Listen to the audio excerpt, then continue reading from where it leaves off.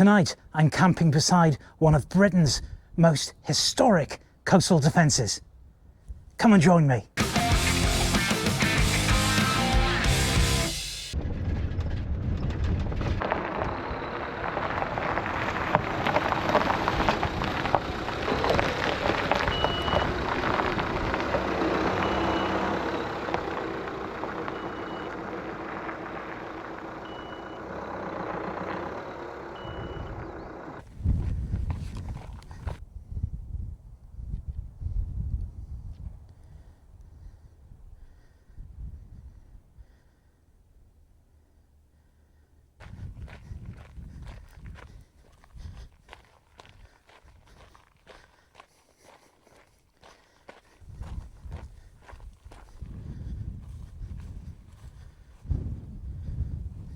So this is West Blockhouse Fort, and this is a Victorian fort which was built between 1857 and 1858 because of fears of invasion by Napoleon III. It overlooks the port of Milford Haven, which is a deep water port and is strategically important. It forms part of the Palmerston forts, which are forts at Dale, Thorn Island and Stack Rock, so that they can interlock their arcs with overlapping arcs of fire and protect the waterways. In its day, it housed 40 soldiers. It's constructed of limestone walls, and it had 6 giant 68-pounder guns overlooking the waterway and out to the heads so that it could defend against incoming ships. Now, it does say on the sign that this is private, but I'm going to be really cheeky and see if I can just take a quick walk around and film this marvellous structure. Why not come with me and see what we can film?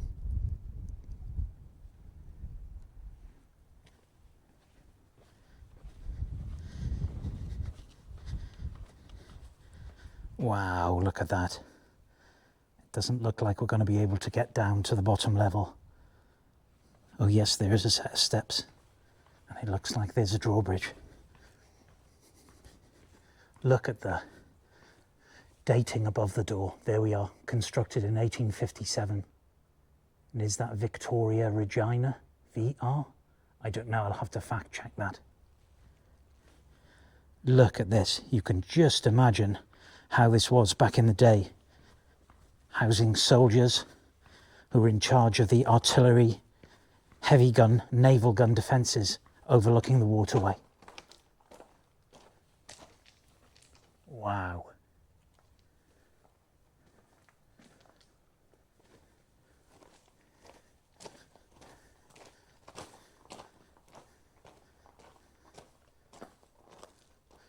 Oh, this would have been accommodation, surely. The billets, the soldiers' billets. Wow, how incredible is this?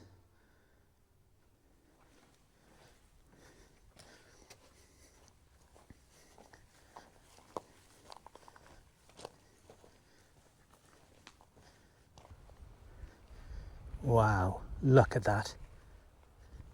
You can see Stack Rock down there in the distance, so this definitely would have had overlapping arcs of fire with that for defensive purposes. And there you can see Thorn Island on the headland. Look how these would have overlapped. There would have been nothing getting through here.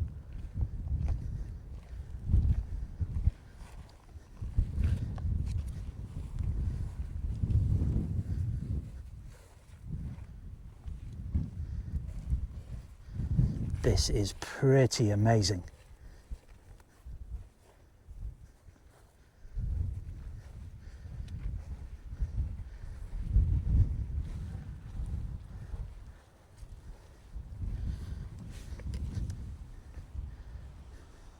Wow, it goes down to the sea.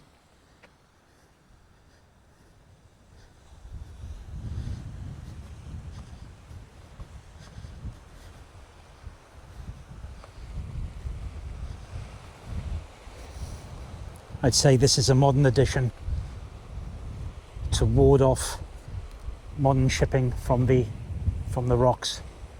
Look at this, that interlocks with the lighthouse on St Anne's Head. And let's look at the view down there into the water. Somebody fishing out there.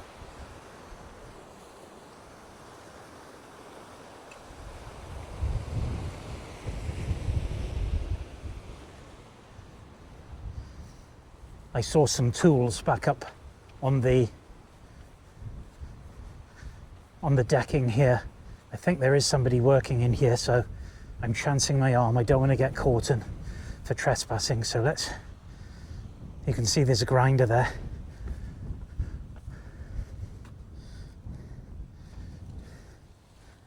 Look at this.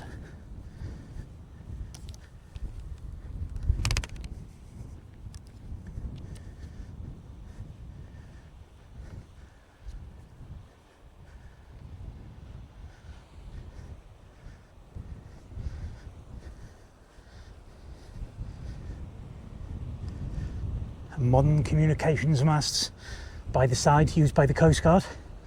And look, there's a pathway down to the rocks so you can descend. Wow.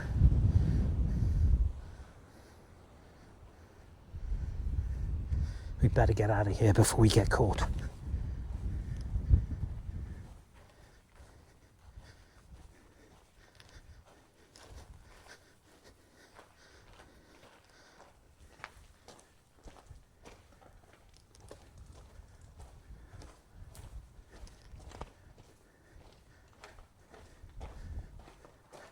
Looks like there's some electrical work ongoing there. Let's get back before the contractors get back.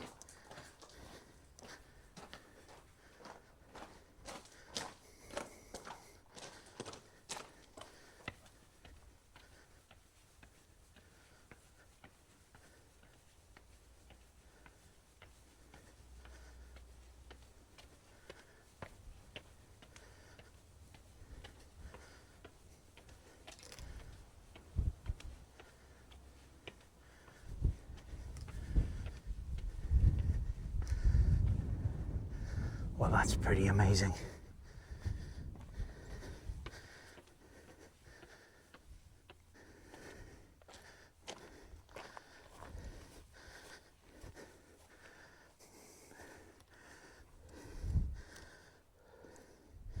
Bit of a climb from up there. Wow. It's surprising that that's built into the side of the cliff. Quite steep, but amazing feat of structural engineering. Just look at the views.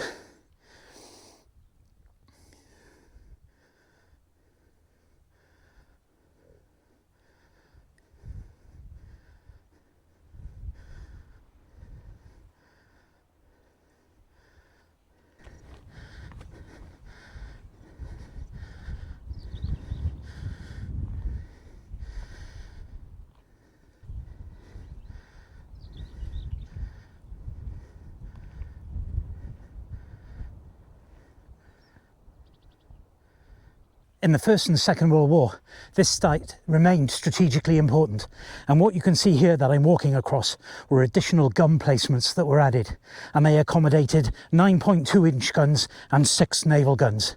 And clearly, the port of Milford Haven was strategically important, and it had to be defended at all costs. So, what better place to do it? And look at this, it's amazing. You can see the 6 gun emplacements, they still remain. The history here is just absolutely incredible. What a day as well. You can just imagine the guys stationed here, observing their arcs, ready to address any ironclad ships that came up the estuary. Unfortunately, by 1956, the military had abandoned this site. It was no longer of use to them, but in 1969, it was bought by the Landmark Trust. And you can now stay in the West Blockhouse by visiting their website. Great if you want to experience those views and a real slice of history.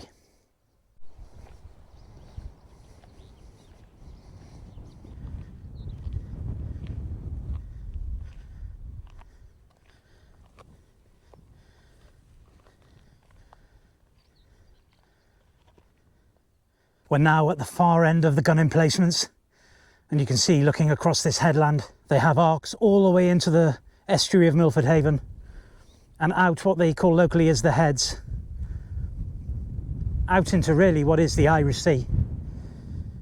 And if we pan round to the right, you can see St Anne's Head and the lighthouse there. So there would have been nothing attempting to get into the port of Milford Haven that could have come by these gun emplacements unnoticed. So in terms of strategic military siting, this is absolutely a peach of a location. And then linking in with the other Palmerston forts in through the estuary, they would have provided coverage that you just couldn't break through. The killing zones would have been well constructed, well planned and well resourced. So it would have been a brave, almost suicidal force who tried to gain entry to the port of Milford Haven past these defences. Well, I think there are 6 gun emplacements here and some artillery holding structures. There would have been at least 100 metres between each, maybe 150, so you can do the math. Anyway, we can't fight through the brambles, as you can see, but there are some steps here.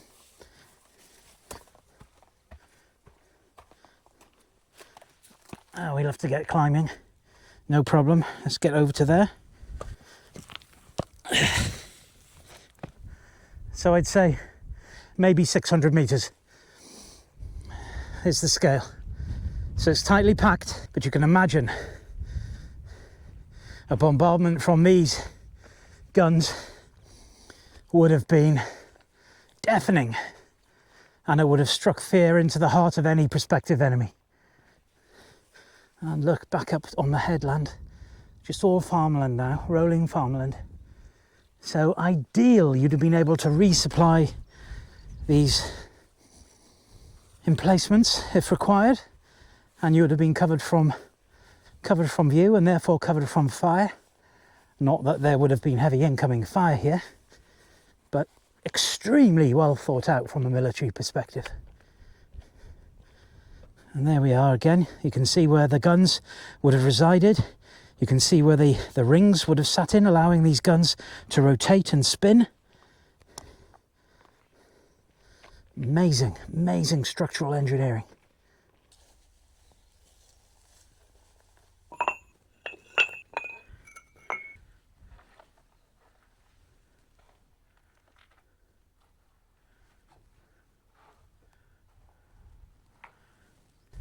Clearly they've cited modern additions for communications, Coast Guard communications here, because it's recognised how valuable this site is for reach and view. But again, another somewhat different. The other gun emplacement was sunk. This is raised. So I'd say this is probably a larger gun, a naval gun, stationary, and its arcs would have been straight out ahead, whereas the other gun possibly could have span round so it could have addressed into the harbour in a wider range of arcs. And then another one, the last one over here. Well, I have to say, I've never walked around these in detail before and actually taken the time to analyse them. I'm glad I have. I mean, look at it. That's just another gun that would have spanned so you can adjust the arcs. You can see it was constructed for the long term as well. Steps up to the gun emplacement, no half measures, and I'd say there would have been ancillaries and supplies stored in here. Amazing. Glad I made this trip today. Never let it be said that Rag-venturediaries only brings you one type of content.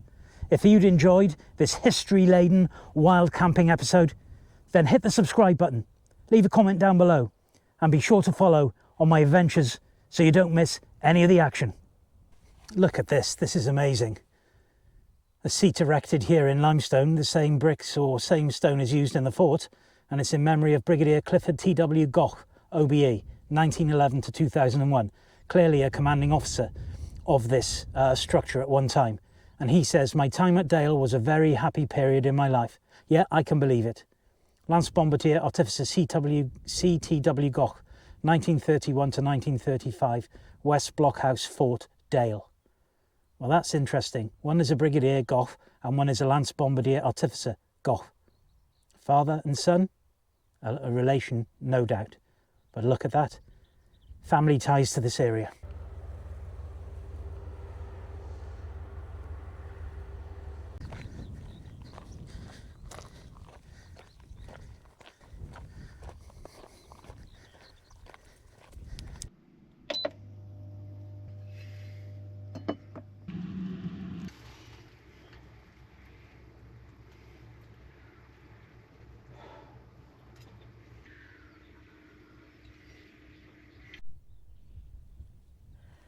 I'm still at the gun emplacements, and really I'm waiting for the sun to go down because I wanted to get some sunset views. But it's getting really rather cold. So in a couple of moments, I'm going to shoot off to find my off-grid parking location. There's not really anywhere that you can park close to the blockhouse. It's patrolled by landmark staff and Pembrokeshire coastal wardens, so you're bound to get the knock and moved on. Luckily for me, I know of a spot. It's about 10 minutes away, so soon we'll hit the van, we'll move off, and then we'll proceed to this off-grid camp spot that I know.